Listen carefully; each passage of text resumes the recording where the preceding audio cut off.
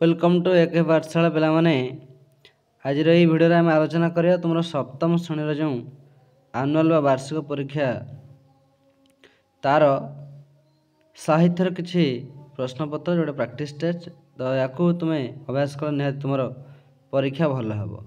तो जो मैंने भिडियो देखुच शेष जाए देख और चैनल अधिक अधिक सांग मान सेयार कर। तो चलो देखिए कौन सब प्रश्न रही। तो पिला प्रथम एमती तुम गोटे आसो अनुच्छेदटी जोटि कि किसी प्रश्न रही तुम्हें उत्तर देवा पड़ो। जमती ये अनुच्छेद देती भीम भोई सन्थ कवि भाव परिचित। भीम भोईंकर असहाय जीवन कहानी स्तुति चिंतामणिर अनेक बोली और भजन गुड़िक अभिव्यक्त। जनश्रुति अनुजाई एकता गुरुचर अध्याय समय से गोटे परित्यक्त कूरे पड़ जाते से कूटी बर्तमान कंधरा ग्राम अवस्थित। किंबदंती कहे तांकर गुरु सेठारे पहुँची कूर उद्धार करते गुरुंकर अति प्रिय भक्त से परिणत होते। कवित्व शक्ति बल भीम भोई कविता रचना आरंभ करते। 1877 मसीह सोनपुर गड़जातर खलियापाली ठारे से निजर आश्रम स्थापन करते। चैतन्य दास और चंद्रमणि दास सन्थ कवि भीम थे अनेकांश आदर्श। तो फास्ट क्वेश्चन तुम अच्छी भीम भोई क्यों कवि रूपे परिचित। तो यार आंसर ये देख स्पष्ट भाव लिखाई कि भीम भोई सन्थ कवि भाव परिचित। तापर प्रश्न कौन अच्छी तो पहला यार उत्तर ये हम सन्थ कवि। तापर कौन प्रश्न अच्छी देखा। तापर प्रश्न अच्छी भीम भोई को कविता रचना किपरि आरंभ है। तो यार यार उत्तर देखा आम। तो उत्तर कौट अच्छी देख तांकर कवित्व शक्ति बल भीम भोई कविता रचना आरंभ करथिले। नेक्स्ट प्रश्न अच्छे पिलाए परित्यक्त शब्द को व्यवहार कर वाक्य गठन कर। निश्चय तुम आसब जमती कि तुम्हें लिखिपर राम ता बापा माँ को परित्यक्त अवस्था छाड़ी बाहर को चलीगला एमती कर। 4 देछि प्रश्न भीम भोई क्यों स्थान निजर आश्रम स्थापन करते। तार उत्तर आम देखा कौन अच्छी। तो उत्तर पिला देख ये लिखाई कि 1877 मसीह सोनपुर गड़जातर खलियापाली ठारे से निजर आश्रम स्थापन करते। तो उत्तर तुम आराम लिखिपर खलियापाली। तापर कवि रूप में क्यों समय पड़गले से अच्छी लिख। कवि क्यों समय निजर आश्रम स्थापन करते 1877 यहाँ हम। तो ये भाई तुम उत्तर देखी अनुच्छेदटी कर। नेक्स्ट प्रश्न देखा। नेक्स्ट पिला तुम प्रश्न अच्छी कही तल कविताटी को पढ़ी 7 ରୁ 10 नंबर पर्यंत प्रश्न गुड़िकर उत्तर लिख। जमती प्रश्न अच्छी गिरीशम गला बरसा आसला मौसुमी साथ नहीं कि तपत धरणी उश्वास करला शीतल परस देकी चारिआडे है जलमय और गड़िया पोखरी पूरिला केँ कटकट बेंगुलीर डाक लगुअछि भारी सुरीला चाषी भाई एवं सरागे धाइला खेत चषिबाकु ताहार एई बेले से घरे बसीगले किए जोगाइब आहार। तो प्रश्न ये अच्छी कवितार क्या विषय कहुई देख क्या विषय कह गिरीशम गला वर्षा आसला मौसुमी साथ नहीं कि तपत धरणी उश्वास कला शीतल परस देकी चारिआडे जलम आ गड़िया पोखरी पुरला केँ कटकट बेंगुली डाक लगे बारसुला चाषी भाई सराग धाइला खेत चषिब ताहार एई बेले से घरे बसीगले किए जोगाइब काहार। तो कवितार क्या विषय कहुई चाषी भाई विषय कहुई। 8 नंबर अच्छी तपत धरणी उश्वास करला कहबार अर्थ कौन आर ये उत्तर अच्छी तुम्हें लिख जे तपत धरणी उश्वास करला शीतल परस देकी।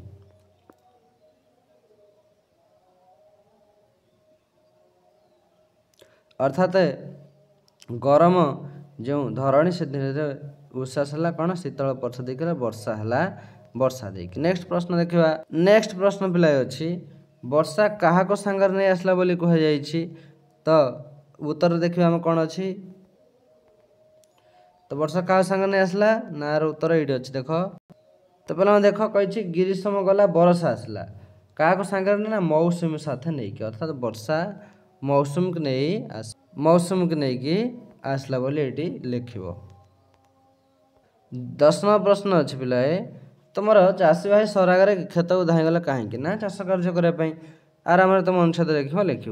तापर 11 नंबर अच्छे निम्न दी जाता संलाप को पढ़ी यार सारमर्म को संक्षेप निज भाषा लिख। जमीक रमेश मास्टर पाठ पढ़ा कौन निहाती दरकार शिक्षक हाँ खाया पीवा पिंधा रहा भाई पाठटी दरकार पाठ हूँ आलोक सदृश जहाँ अंधार भितर हम बाट देखाई थाए। रमेश कही आज्ञा मास्टर बाबू पाठटा बुझीगले भारी सहज, पाठटा बुझा भाई पढ़ागले भारी भल हुअंता। तो आपको तुम्हें सारमर्म संक्षेप लिख एमती प्रश्न तुम आसो। नेक्स्ट तुम पे 12 नंबर अच्छे तले दी जाए चित्र देख चित्र संपर्क निज भाषा लेख। ये तुम निज भाषा लिख जमीक परस्पर को धराधरी हेले ही एकता आसे, अर्थात गोटे हाथ दुई हाथ तीन हाथ जोड़ा हेले अर्थात अनेक लोक मिसिले एकता आसे। जो एकतार एकता मध्य बल गोटे एकता बल आम समूह लोक नहीं जेकोसी काम सहजरे हासिल करमती तुम्हें कौन तले जाइए चित्र देखी चित्र संपर्क निज भाषा लिखिपर। तापर देखा तापर प्रश्न पिला तुम अच्छी निम्नलिखित पदटी पढ़ी सरल भाषा बुझाई लेख। तो पदटी ये कि अमृत विनय वचन कही तो शिव प्राणी मन, या तुम्हें सरल भाषा ये लिख। 14 नंबर पिला क स्तंभ दिया था शब्द को ख स्तंभ उपयुक्त अर्थ सह गार टाणी जोड़। जमतीक एठी आमर कौन दे अग्नि दे अमृत अरण्य, तो अरण्य लिख और अग्निर जमती हम कि कौन अनल देते अमृत हम पीयूष अरण्य एमती लिखिपर। तापर 15 नंबर प्रश्न देती तले दिया शब्द दुटर अर्थ अनुसार वाक्य लिख। नीति नीति ए नीतिर मान कौन ना लिख राम राम नीति दिन स्कूल जाए, किंतु ए नीति अनुसार नियम अर्थात नीति अनुजाई समस्ते कौन कार्य करने दरकार एमती लिखिपर। 16 नंबर प्रश्न पिला अच्छी मनुष्यर अहंकार उन्नतिर प्रतिबंधक अटे। तो अहंकार तल गार अच्छे कह रेखांकित पद को विशेषण परिवर्तन कर लेख। ये तुम प्रश्न परीक्षा आसो। 17 नंबर प्रश्न पिला अच्छी बाछुरीटी गाँ दाण्ड डेउला वर्तमान काल में वाक्यटी को बदलाई लेख। तो कौन हम ना बाछुरीटी गाँ दाण्ड डेउची। 18 19 नंबर प्रश्न शून्यस्थान पूरण कर कही त्रिफलर समाहार त्रिफला, पंचवटर समाहार कौन हम पंचवटी। तो अनुराग विराग अभिज्ञ अनभिज्ञ हम तले यहाँ तुम्हें कर। तले जाइए शब्द प्रयोग कर गोटे वाक्य लेख सेवक। तले जाइए शब्द प्रयोग कर गोटे वाक्य लेख। तो सेवक को कौन लिख जे यार उत्तर लिख तुम्हें एमती कि लक्ष्मण रामचंद्रंकर सेवक भाव में सारा दिन कटाई देते एमती लिखिपर। तापर प्रश्न आसीगला गीतार कथा शुणी मितार डैश है आउ जवाब कौन देव। तो उपयुक्त रूढ़ी द्वारा शून्यस्थान पूरण कर। तो गीतार कथा शुणी मितार अकल गुड़म है आउ जवाब कौन देव यहाँ हम। और लिंग परिवर्तन कर लिख सन्यासी सन्यास हम सन्यास सन्यासिनी हम यहाँ सन्यासिनी। जनक जानकी हम जानकी। मानव मानवी एमती तुम्हें लिखिपर। तापर प्रश्न अच्छी पिलाए आपण कुआड़े जाऊँ उक्त पाखे रेखांकित शब्दटी क्यों वचन अंतर्गत एमती आसो प्रश्न। तुम्हें कर्मर अवहेला करना रेखांकित पद पुरुष वचन लेख। तापर अच्छी शब्द गुड़िक उपयुक्त क्रम सजाए अर्थपूर्ण वाक्य गठन कर लेख। कर्म माध्यम जड़े निजर आख्या महापुरुष लाभ करे ताको शब्दटी सजाइले कौन लिख कि कर्म माध्यम जड़े कौन